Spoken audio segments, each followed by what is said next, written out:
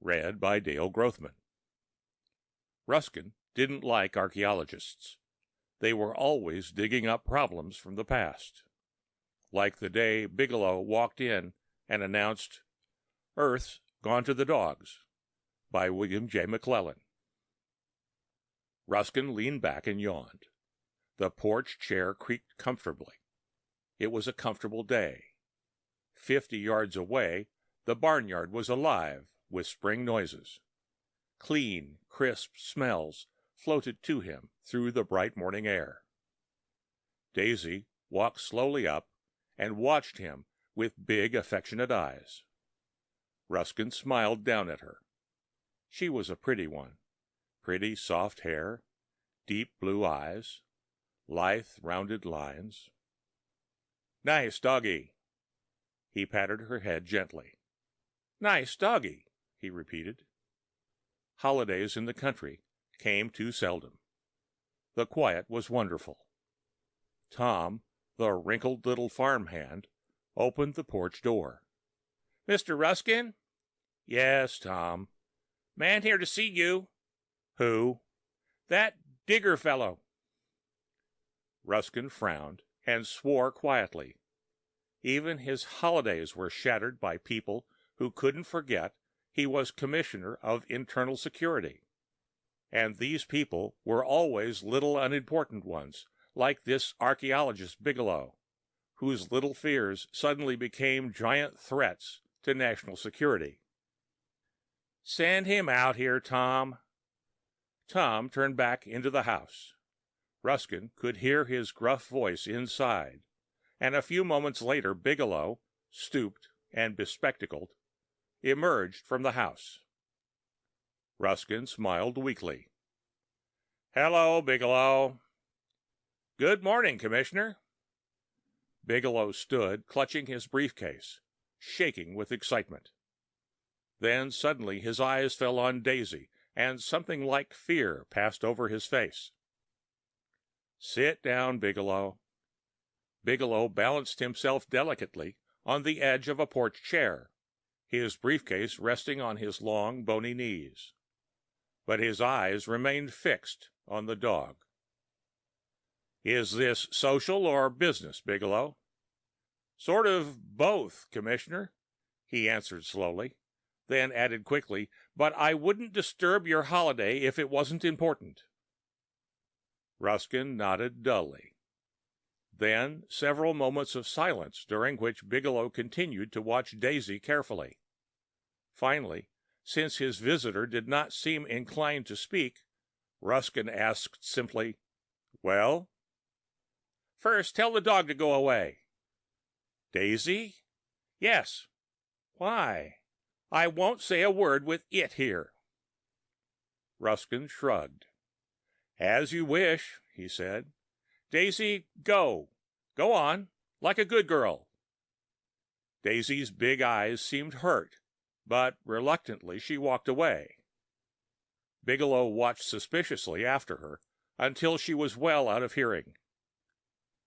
"Now," he began, "a week ago we started digging around the crater on the east coast, where some great pre-atomic cities once stood." Bigelow paused excitedly. Ruskin sighed. It was much too nice a day. "And there we came upon 3 pre-atomic books." Bigelow paused again. "A wonderful find," Ruskin said without enthusiasm. "More wonderful than you think, Commissioner." Bigelow squared his shoulders dramatically. "2 of them were much like the other pre-atomic books in the museums, but the 3rd—" Bigelow was bursting with excitement. "The 3rd had pictures in it." Ruskin straightened up. "Amazing." Never before had a pre-atomic book been found with pictures. Artists had painted their own versions, drawn from the few meager written descriptions. "How many pictures, Bigelow?" "Plenty, but just one would be enough to shake the foundations of our social world." He opened his briefcase and pulled out a small book protected by its own cloth cover. He opened to a marked page. "Just take a look at this." Ruskin took the book and stared curiously at a picture showing a dressed-up dog sitting in a chair, patting a human on the head. The caption read, "Man's best friend gets reward." Ruskin glanced back at Bigelow. "I don't understand," he said slowly. "Is it some kind of joke book?" Bigelow grinned narrowly. "A very bitter joke, Commissioner. Joke of Mother Nature's." "I'm still not sure I understand." "I think you do, Commissioner," Bigelow countered quickly. "Now, so many of the things we couldn't understand become clear to us. The naked animal on the floor in the pictures is our ancestor, and the hairless thing on the chair is our dog." Ruskin shook his head. "Impossible."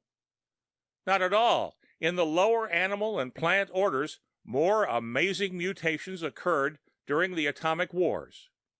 We just never noticed because they didn't touch us closely." Ruskin's mind rushed over the implications, all the frightful and carefully ignored aberrations of the atomic blasts. If it was true, and he still wouldn't let himself be convinced, it would be a tremendous blow to the morale of society. And it was his duty to protect the well-being of society. He must decide, now, for society. "This is a very delicate problem, Bigelow," he said finally. "I know, Commissioner." "You've come upon something fantastic." "Thank you, Commissioner." "We must handle this very carefully." "I understand." "Good. Leave the book with me, for security reasons, and I'll figure out how to handle it." "Well, of course I'll see that you get all the credit you deserve." Bigelow rose. "Very well, Commissioner. I'll leave it in your hands." He left with the air of a man just conquering the world. Ruskin sat, the closed book in both hands, for a long, long while. It was very late when he called the psycho section. "Yes," psycho section answered. "We have a file on Bigelow." "Have you ever interned him?" "No, but he's cataloged as extremely unstable." "Fine. Thank you." Ruskin placed the receiver carefully back on the cradle. Nothing to fear from Bigelow. He rose and walked slowly toward the fire. He looked down at the book. War, war, war, from the beginning of man almost to his own destruction. Since the atomic wars, Earth had been comparatively peaceful, because, people thought, man had become suffet of war. Ruskin frowned. Attitudes, someone had once said, are more important than facts. He dropped the book into the flames. Very well, then. Let Earth be happy. Daisy walked slowly over to him and barked quietly. The pretty golden hair hung gently over her shoulders, and her blue eyes were very soft. Ruskin patted her gently. "Nice doggy," he said. The end of Earth's Gone to the Dogs by William J. McClellan.